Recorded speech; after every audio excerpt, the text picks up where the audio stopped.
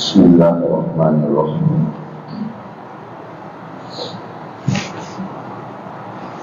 سورۃ الفتح سے تلاوت کی گئی۔ بسم اللہ الرحمن الرحیم۔ انا فتحنا لک فتحا مبینا۔ فتح کے معنی کامیابی کے آتے ہیں، اور یہاں اللہ تعالیٰ نے کامیابی کی ایمان والوں کو بشارت دی ہے۔ اصل اس سورت کا پس منظر اور واقعہ کہ ایک دفعہ اللہ کے رسول صلی اللہ علیہ وسلم نے خواب دیکھا کہ آپ صحابہ کے ساتھ عمرہ کر رہے ہیں۔ مدینہ منورہ میں خواب دیکھا کہ آپ صحابہ کے ساتھ عمرہ فرما رہے ہیں، اور نبی کا خواب چونکہ سچا ہوتا ہے، اور نبی کا خواب در حقیقت اللہ کے حکم پر مشتمل ہوتا ہے۔ چنانچہ نبی کریم صلی اللہ علیہ وسلم نے صحابہ کرام کو لے کر عمرہ کرنے کا ارادہ فرمایا۔ جب آپ نے مدینہ چھوڑا اور مدینے سے مکے کی طرف آپ روانہ ہوئے، تو جب کفار و مشرکین کو پتہ چلا کہ نبی کریم صلی اللہ علیہ وسلم صحابہ کے ساتھ مکے میں عمرہ کرنے کے لیے آ رہے ہیں، تو انہوں نے بیچ میں ہی ان کا راستہ روک دیا اور اپنے طور پر کچھ منصوبہ بندی کرتے ہوئے چند تجاویز نبی کریم صلی اللہ علیہ وسلم کے سامنے پیش کی۔ بظاہر وہ تجاویز ایسی تھی جس میں مسلمانوں کا دبنا ظاہر ہو رہا تھا، مسلمانوں کا مغلوب ہونا ظاہر ہو رہا تھا، اور کفار و مشرکین کا غالب ہونا ظاہر ہو رہا تھا۔ جیسے مثال کے طور پر اگر جو پورا واقعہ ہے میں بہت ہی مختصر پیش کر رہا ہوں کہ کفار و مشرکین نے ایک تجویز یہ رکھی کہ آپ اس سال عمرہ نہیں کر سکتے، حالانکہ پورے عمرے کی تیاری کے ساتھ آئے تھے، لیکن کفار نے کہا کہ آپ اس سال عمرہ نہیں کر سکتے، واپس آپ کو جانا ہو، اور آئندہ سال آپ کو عمرہ کرنے کی اجازت ہوگی، اور وہ بھی جس موقع پر آئندہ سال آپ عمرہ کرنے کے لیے آؤ گے تو اپنے ساتھ کوئی ہتھیار اور اسلحہ لے کر نہیں آؤ گے، بلکہ نہتے آؤ گے۔ اور اسی طریقے سے درمیان میں ایک وقت متعین کیا گیا سال بھر کا کہ اس سال بھر کے اوقات میں اگر آپ کی طرف سے یعنی مدینہ سے اگر کوئی ایمان والا بھاگ کر مکے میں آتا ہے تو اس کو ہم واپس نہیں کریں گے۔ اگر مدینے سے کوئی ایمان والا مکے میں آتا ہے تو ہم اس کو واپس نہیں کریں گے۔ ہاں البتہ مکے سے اگر کوئی نکل کر مدینہ میں آئے تو تم پر ضروری ہے کہ اس کو واپس کر دو۔ اس طرح کی عجیب شرطیں اور تجاویز کفار و مشرکین نے صحابہ اور نبی صلی اللہ علیہ وسلم کے سامنے پیش فرمائی۔ حضرت عمر فاروق رضی اللہ تعالیٰ عنہ جیسے جلیل القدر صحابی انہوں نے تلوار نکالی اور کہا کہ اللہ کے رسول صلی اللہ علیہ وسلم آپ حکم دیجئے کہ میں ان کی گردن اڑا دوں، ان کا کام تمام کر دوں، کہ ہمیں سمجھتے کیا ہے۔ تو نبی صلی اللہ علیہ وسلم نے حضرت عمر فاروق رضی اللہ تعالیٰ عنہ کو خاموش رہنے کہا اور کہا کہ ہمیں تمہاری ساری تجاویز منظور ہے۔ حالانکہ ہر تجویز میں بظاہر کفار کا فائدہ نظر آ رہا تھا ظاہر، اور مسلمان مغلوب نظر آ رہے تھے، لیکن اللہ کے رسول صلی اللہ علیہ وسلم نے ساری تجاویز کو مان لیا۔ حضرت عمر فاروق نے کہا کہ اللہ کے رسول صلی اللہ علیہ وسلم کیا ہم حق پر نہیں ہیں؟ کیا اللہ حق نہیں ہے؟ کیا آپ حق نہیں ہیں؟ تو پھر ہم دب کر صلح کیوں کر رہے ہیں؟ چونکہ نبی تھے، ظاہر ہے کہ اللہ تعالیٰ نے آپ کو فراست عطا فرمائی، اور نبی کوئی بھی بات اپنی ذات سے نہیں کرتے ہیں بلکہ اللہ کے حکم اور فیصلے کی روشنی میں کرتے ہیں۔ چنانچہ نبی صلی اللہ علیہ وسلم نے فرمایا کہ نہیں، ساری تجاویز ماننے کے لیے ہم تیار ہیں۔ اس کا بڑا فائدہ یہ ہوا کہ ان ایام میں چونکہ جنگ ہو چکی تھی، یہ بھی طے ہوا کہ آپس میں ہم کوئی جنگ نہیں کریں گے۔ تو جب آپ صلی اللہ علیہ وسلم پر اطمینان ہو گیا کہ کفار و مشرکین کی طرف سے کوئی جنگ کا معاملہ نہیں ہے، تو ایک فراغت اور ایک موقع ملا۔ اب ان ایام میں اللہ کے رسول صلی اللہ علیہ وسلم نے دیگر لوگوں کی طرف دین اور دعوت و تبلیغ کا ارادہ کیا، اور اتنی کثیر تعداد میں ان موقع میں لوگوں نے اسلام میں داخلہ لیا ہے کہ عام دنوں میں اتنا داخلہ نہیں لیا، کثرت سے لوگ اسلام میں داخل ہوئے۔ آپ صلی اللہ علیہ وسلم کی دعوت و تبلیغ کا یہ اثر تھا کہ بہت سے لوگ چوک در چوک اسلام میں داخل ہو رہے تھے۔ تو اس موقع پر اللہ تعالیٰ نے یہ سورت کی ابتدائی آیات نازل فرمائی کہ اِنَّا فَتَحْنَا لَكَ فَتْحًا مُبِينًا، کہ بس اب قریب وقت ہے کہ آپ کو اللہ تعالیٰ فتح سے نوازے گا۔ اور یقین جانیے گا کہ ظاہر ہے کہ حدیث میں اور تاریخ میں یہ بات ملتی ہے کہ فتح مکہ 1 سال کے بعد اللہ تعالیٰ نے فتح مکہ سے نوازا۔ مکے کو اللہ کے رسول صلی اللہ علیہ وسلم نے فتح کر لیا، اس طور پر کہ بڑی شان کے ساتھ صحابہ یہ مکہ مکرمہ میں داخل ہوتے ہیں اور کعبۃ اللہ کے بتوں کو اللہ کے رسول صلی اللہ علیہ وسلم گرا دیتے ہیں، ختم کر دیتے ہیں اور اس طریقے سے سارے لوگوں کو معاف کر دیتے ہیں۔ تو اللہ نے بشارت دے دی کہ اللہ فتح سے نوازے، اور اللہ نے در حقیقت فتح سے نوازا۔ ان واقعات سے ہمیں اس بات کا، قرآنی واقعات سے ہمیں اس بات کا علم اور تجربہ ملتا ہے کہ بسا اوقات ہمیں سچویشن ایسی نظر آتی ہے، ماحول ایسا نظر آتا ہے جو مغلوبانہ ہوتا ہے، یعنی شکست کا، کہ بھئی مسلمانوں پر حالات آ رہے ہیں، مسلمان دبے ہوئے ہیں، سہمے ہوئے ہیں، ڈرے ہوئے ہیں، ان پر تسلط اور جابرانہ فیصلہ کیا جا رہا ہے۔ لیکن کبھی کبھار اللہ تعالیٰ کچھ بہتر چاہتے ہیں کہ ان حالات کو لا کر اللہ تعالیٰ یکبارگی ایمان والوں کو فتح سے نوازنا چاہتے ہیں، ایمان والوں کو کامیابی سے نوازنا چاہتے ہیں، کہ اس کے آگے کیا حکمت چھپی ہے سوائے اللہ کی کوئی نہیں جانتا ہے۔ تو یہ در حقیقت ہمیں فتح مکہ سے ایک بہت بڑا سبق ملتا ہے۔ باقی جو اس واقعے کی جو تشریح ہے اور وضاحت ہے جو حدیث کی کتابوں میں تفصیل کے ساتھ موجود ہے۔ محمد الرسول اللہ، محمد صلی اللہ علیہ وسلم اللہ کے رسول ہے۔ قرآن کریم میں نبی کریم صلی اللہ علیہ وسلم کا نام مبارک اور اس میں گرامی تقریباً 2 مرتبہ لیا گیا، ایک تو یہاں پر 26ویں پارے میں اور اسی طریقے سے 14ویں پارے میں، وگرنہ اکثر جگہوں پر اللہ تعالیٰ نے آپ صلی اللہ علیہ وسلم کو کبھی یا ایھا الرسول کہا یا ایھا النبی کہا، کبھی مختلف اللہ تعالیٰ نے صفات کا تذکرہ کیا ہے، لیکن نام لے کر اللہ تعالیٰ نے قرآن کریم میں صرف 2 مرتبہ نبی کریم صلی اللہ علیہ وسلم کو یاد فرمایا ہے۔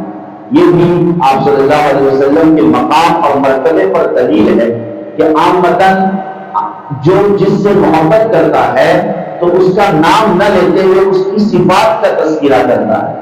اللہ تعالیٰ اپنے نبی صلی اللہ علیہ وسلم سے اس قدر محبت کرتے تھے کہ آپ نے قرآن کریم میں آپ صلی اللہ علیہ وسلم کا اللہ نے نام نہیں لیا سوائے 2 موقع کے، وگرنہ اکثر اللہ تعالیٰ نے نبی صلی اللہ علیہ وسلم کی کمالات اور آپ کی صفات کو سامنے رکھتے ہوئے آپ کو پکارا ہے۔ اسی میں آگے اللہ تعالیٰ نے اس لفظ محمد الرسول اللہ کے ساتھ اللہ تعالیٰ نے آگے چل کر صحابہ کرام کی صفات اور شان کا تذکرہ فرمایا ہے کہ والذین معہ، جو نبی کے ساتھ ہے، اور نبی کے ساتھ کون ہوتے ہیں؟ صحابہ ہوتے ہیں۔ صحابی اسے کہتے ہیں جس نے ایمان کی حالت میں نبی کو دیکھا ہو اور ایمان ہی کی حالت میں اس کا انتقال ہوا ہو تو اس کو صحابی کہتے ہیں۔ تو والذین معہ اشداء علی الکفار، چند صحابہ کی صفات کا اس آیت میں تذکرہ ہے۔ تقریباً 5 خصلتیں اور 5 صفتوں کا تذکرہ کیا گیا ہے۔ سب سے پہلی صفت یہ ہے کہ صحابہ اشداء علی الکفار، کفار کے مقابلے میں اور کفار کے معاملے میں بڑے سخت تھے۔ کفار کے معاملے میں کیسے تھے؟ بڑے سخت تھے۔ اب سخت ہونے کا مطلب، اس کا یہ مطلب نہیں ہے کہ کسی کافر کے ساتھ بد اخلاقی سے پیش آیا جائے اور اس کے اوپر ظلم ستم کیا جائے، اسلام کو اس کی اجازت نہیں دیتا ہے، بلکہ ہر ایک کے ساتھ حسن سلوک کی جنہیں اسلام تعلیم دیتا ہے۔ یہاں کفار پر شدت برتنے کا مطلب یہ ہے کہ جو کافر اور جو مشرک اسلام کا مخالف ہے اور اسلام کو اذیت اور تکلیف پہنچانے کے ڈرتے رہتا ہے، تو ایسے کفار اور سخت مزاج لوگوں کے تعلق سے صحابہ کرام بڑے سخت تھے کہ انہیں پنپنے نہیں دیا کرتے تھے۔ دوسری صفت کہ رحماء بینہم، آپس میں بڑے رحم دل تھے، ایک دوسرے کے ساتھ ایثار قربانی کے جذبے سے پیش آتے تھے۔ اکرام مسلم کا جذبہ ان کے اندر بدرجہ عدم بھرا ہوا تھا اور حسن سلوک کے ساتھ ایک دوسرے سے پیش آتے تھے۔ یؤثرون علی انفسہم ولو کان بہم خصاصہ، اپنی ذات پر دوسروں کو ترجیح دیتے تھے اگرچہ کوئی تندرست ہو.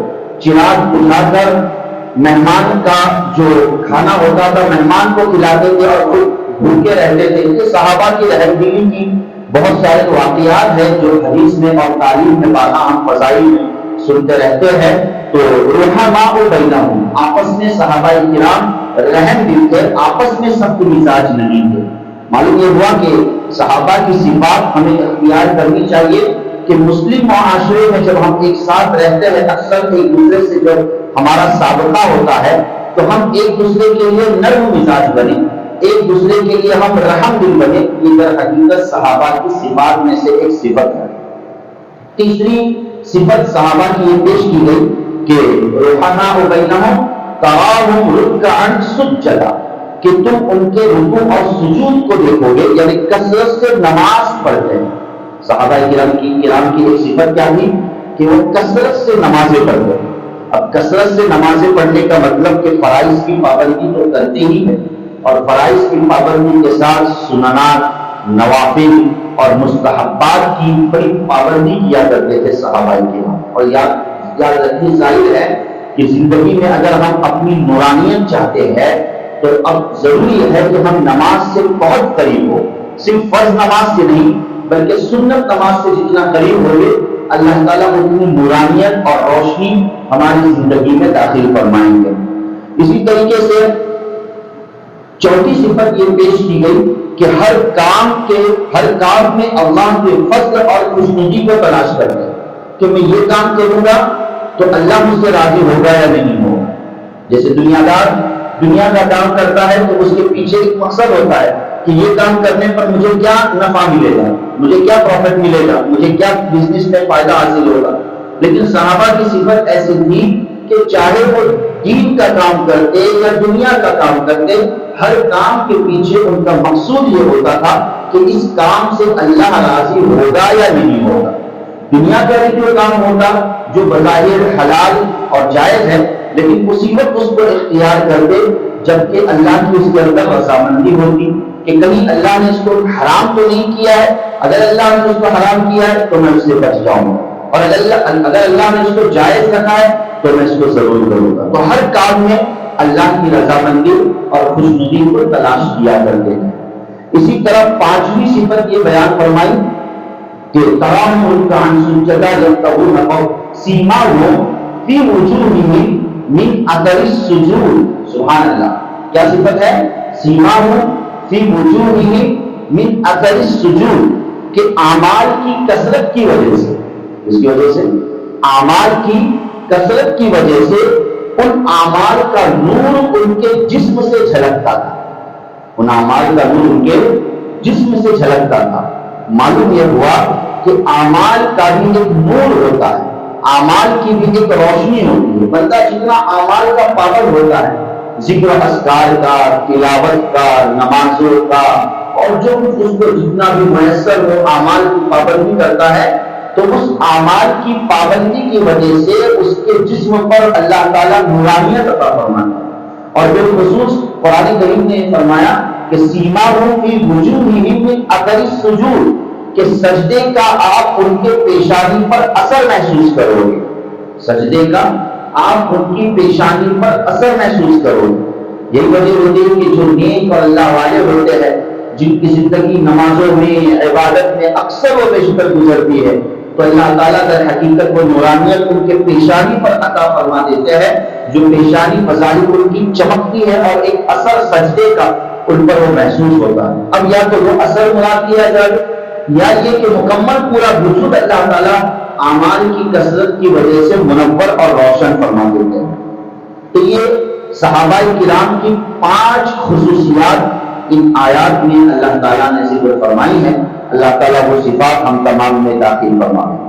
آگے سورۃ الحجرات جو بڑی بہترین اور جامع سورت ہے, اس سورت کا ہمیں مطالعہ کرنا چاہیے, اس سورت کو ہمیں پڑھنا چاہیے, اس لیے کہ اس سورت میں ایک حسن معاشرت, ہمارا ماحول کیسا اچھا رہے, ہمارا گھر کیسا اچھا رہے, ہمارا ایک دوسرے سے تعلق کا معیار کیا ہو, ان سارے اصول و ضوابط کو اللہ تعالیٰ نے سورۃ حجرات میں ذکر فرمایا. اور خصوصاً جو دل کی بیماریاں ہیں اور جو ظاہر ہے کہ جو ایسے گناہ ہیں اور نافرمانیاں جس سے دل گندا ہوتا ہے، تو ان گناہوں کا سورۃ الحجرات میں اللہ پاک نے تذکرہ فرمایا۔ سب سے پہلے سورت کی ابتدا اللہ تعالیٰ نے آداب نبوی سے فرمائی کہ نبی صلی اللہ علیہ وسلم کی مجلس کے کیا کیا آداب ہیں، ان آداب کا اللہ تعالیٰ نے اس سورت میں تذکرہ فرمایا۔ پہلے ذکر فرمایا کہ لا تقدموا بین یدی اللہ ورسولہ، اللہ اس کے رسول سے آگے مت پڑھو، اللہ اس کے رسول کی جب بات آئے تو خاموش ہو جاؤ، اتنی بڑی بات ہے۔ اللہ اس کے رسول کی جب بات آئے تو قرآن کی آیت کہہ رہی ہے کہ خاموش ہو جاؤ، اب اپنی نہ چلا۔ ہمارا حال یہ ہے، اللہ معاف فرمائے، کہ جب اس طرح بحث ہوتی ہے تو ہم کہتے ہیں کہ شریعت کو بازو میں رکھ، یہاں شریعت کی بات مت کر، نعوذ باللہ من ذالک، یہ تو کفریہ کا ایمان ہے۔ جہاں بھی جس معاملے میں بھی اللہ اور رسول کی بات آ جائے تو اب اپنی زبان پر تالا لگ جانا چاہیے، اس لیے کہ میری جسارت اور ہمت ہی نہیں ہو سکتی کہ میں اللہ اور اس کے رسول کی بات اور اس کے فیصلے کے آگے بڑھ جاؤں۔ یہ پہلا ادب ہے۔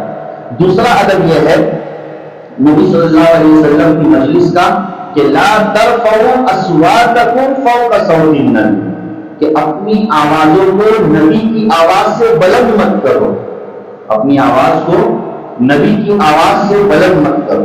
آج بھی اللہ تعالیٰ ہم سب کو زیارت نصیب فرمائے، جو زائرین وہاں جا چکے ہیں، نبی صلی اللہ علیہ وسلم کا جو مزار مبارک ہے جہاں بہت ساری آیات لکھی ہوئی ہے، تو ان آیات میں سے ایک آیت یہ بھی ہے کہ یا ایھا الذین آمنوا لا ترفعوا اصواتکم فوق صوت النبی، کہ اپنی آواز کو نبی کی آواز پر بلند نہ کرو۔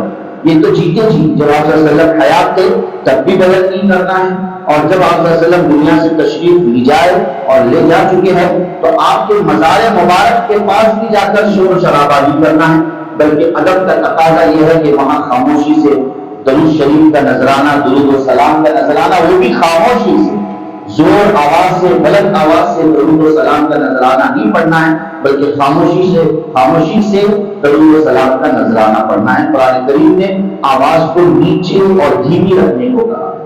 یہی وجہ ہے کہ حضرت عمر فاروق رضی اللہ تعالیٰ عنہ کی آواز بڑی جاندار تھی۔ ایک دن عمر فاروق رضی اللہ تعالیٰ عنہ، اللہ تعالیٰ نے آپ کو قوت، شوق اور جذبے سے نوازا تھا، تو ولولے سے نوازا تھا، لیکن بڑی آواز تھی آپ کی۔ لیکن جب یہ آیت نازل ہوئی تو ادب کا یہ تقاضا تھا حضرت عمر فاروق رضی اللہ تعالیٰ عنہ کا کہ وہ آپ صلی اللہ علیہ وسلم سے جب بات کرتے تو اتنی آہستہ سے کرتے کہ حدیث میں آتا ہے کہ نبی صلی اللہ علیہ وسلم کو دوبارہ پوچھنا پڑتا تھا کہ عمر کیا کہہ رہے ہیں، عمر کیا کہہ رہے ہیں، یعنی اتنی آہستہ سے اللہ کے رسول صلی اللہ علیہ وسلم سے گفتگو کیا کرتے۔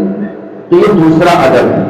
اسی طریقے سے تیسرا ادب یہ پیش کیا گیا ہے کہ ان الذین ینادونک من وراء الحجرات اکثرهم لا یعقلون، کہ بہت سے لوگ ہیں کہ آپ کے گھر کے باہر کھڑے رہ کر زور زور سے آواز کر رہے ہیں۔ کچھ بددون قسم کے لوگ اور دیہاتی قسم کے لوگ بھی آپ صلی اللہ علیہ وسلم سے ملنے کے لیے آیا کرتے تھے، چونکہ وہ آداب سے واقف نہیں ہوتے تھے۔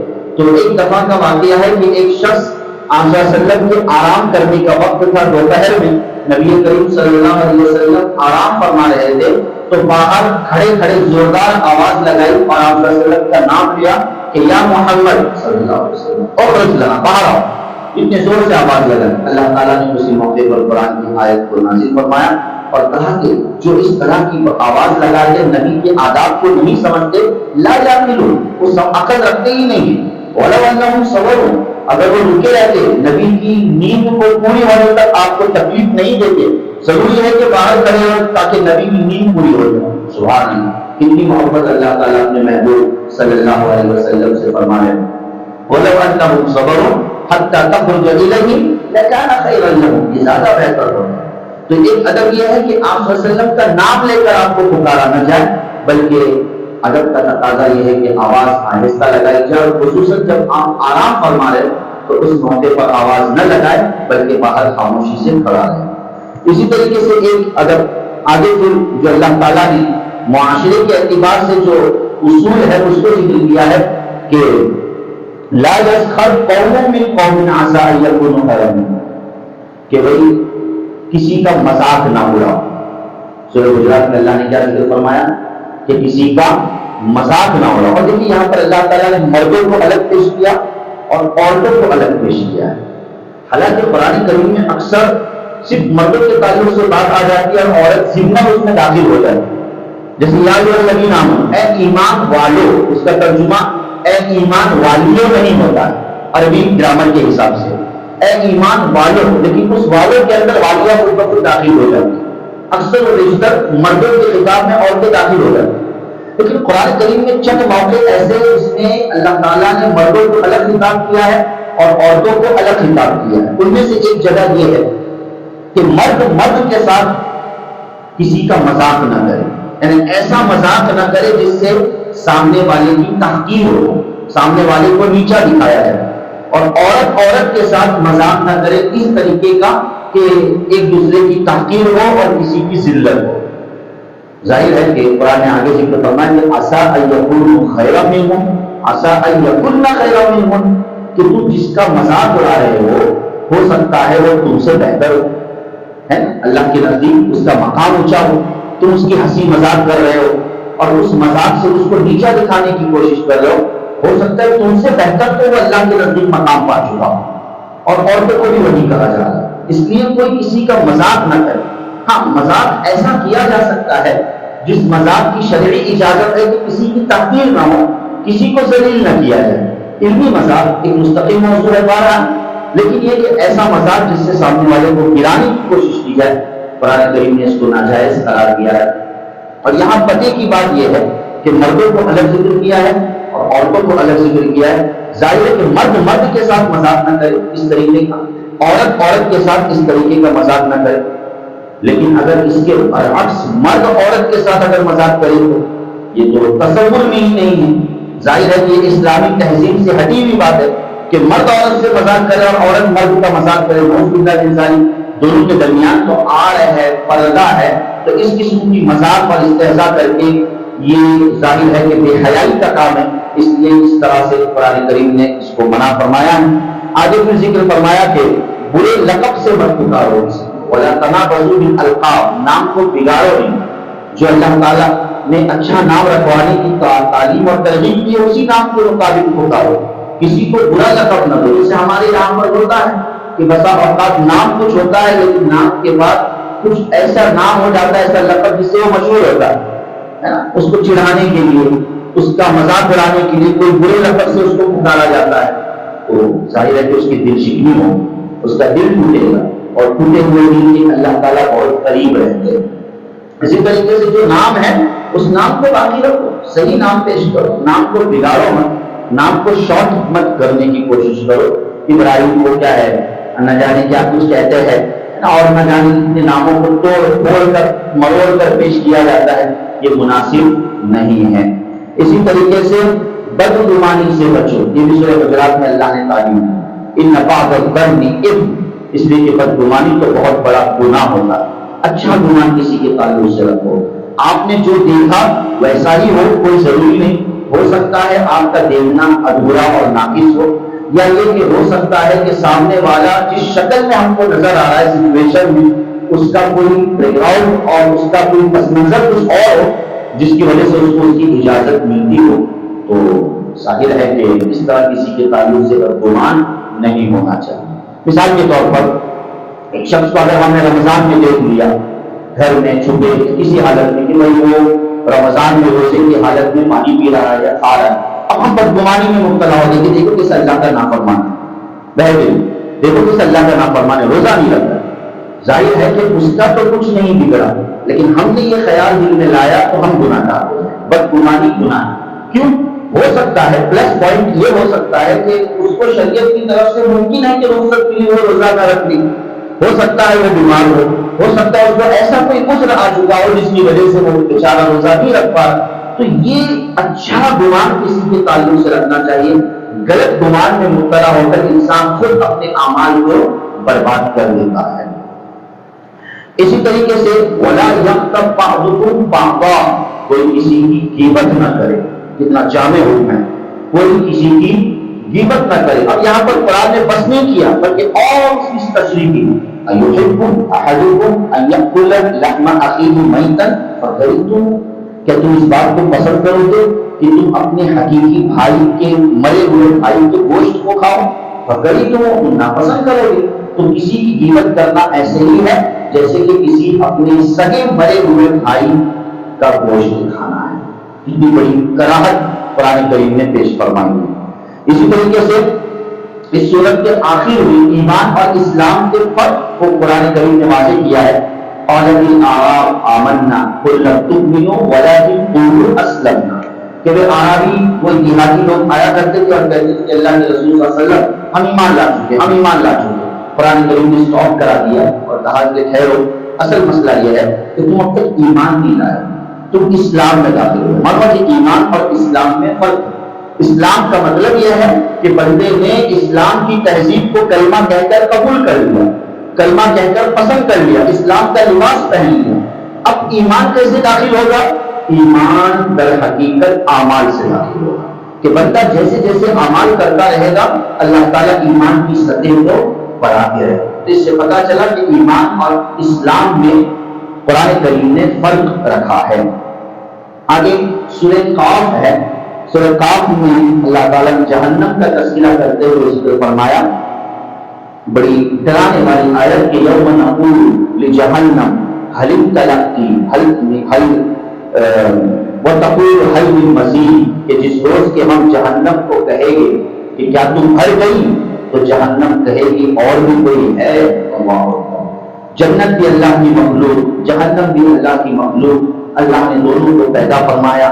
اور اللہ تعالیٰ نے قرآن میں بھی ذکر فرمایا لَأَمْلَأَنَّ جہنم، کہ میں جہنم کو بھی بھروں گا اور جنت کو بھی بھروں گا۔ یعنی جنت ظاہر کرنے کا مطلب جنت کو اللہ تعالیٰ انسانوں سے اور جنات سے بھر دیں گے اور ان کو رہائش دیں گے، اور جہنم کو اللہ تعالیٰ بھر دیں گے۔ جب جہنم کو اللہ تعالیٰ بنا چکے ہیں اور جہنمیوں کو جہنم میں ڈال دیا جائے گا، تو اللہ تعالیٰ جہنم سے پوچھے گی کہ تو بھری؟ حالانکہ ہر چیز اللہ جانتے ہیں، تو بھر گئی یعنی تیری سیٹ ختم ہو چکی ہے کیا؟ تو جہنم سے آواز آئے گی هل من مزید، اور کوئی ہے تو میرے اندر گنجائش ہے، ڈال کوئی ہے۔ اللہ اکبر۔ بس سمجھ میں آئے؟ اب یہ یا تو جہنم کو بولنے کی اللہ تعالیٰ طاقت دے گی، یا یہ کہ ایسی کوئی علامت ظاہر ہوگی جو علامت در حقیقت اس بات کی طرف اشارہ کرتی ہے، جیسے بجلی کی کڑک۔ بجلی کی کڑک اشارہ دیتی ہے بارش کے برسنے کا، ہے کہ نہیں؟ جب بجلی کڑکتی ہے تو اشارہ ہوتا ہے کہ وہ بارش ہے۔ تو اسی طریقے سے جہنم میں ایک ایسی آواز ہو جائے گی جس سے پتا چلے گا کہ در حقیقت جہنم یہ کہنا چاہ رہی ہے وہ زبان حال کہ ہاں میرے اندر اور جہنمیوں کو اے اللہ آپ ڈال سکتے ہیں۔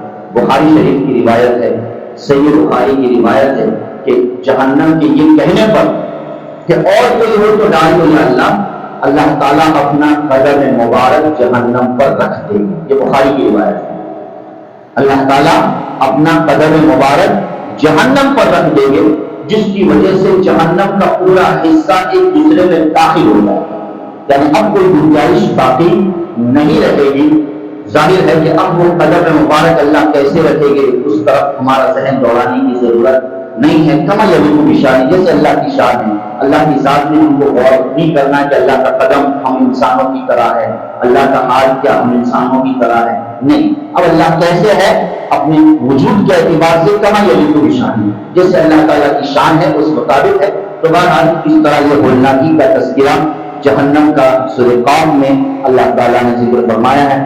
سورۃ الذاریات میں اللہ نے ایک واضح حکم ذکر کرتے ہوئے فرمایا کہ وما خلقت الجن والانس الا لیعبدون، کہ ہم نے جنات کو اور انسانوں کو اپنی عبادت کے لیے پیدا کیا ہے۔ عبادت کا مطلب فقط یہی نہیں کہ نماز پڑھی جائے اور سب باندھ کر کھڑے ہو کر عبادت کرنا کہا جاتا ہے۔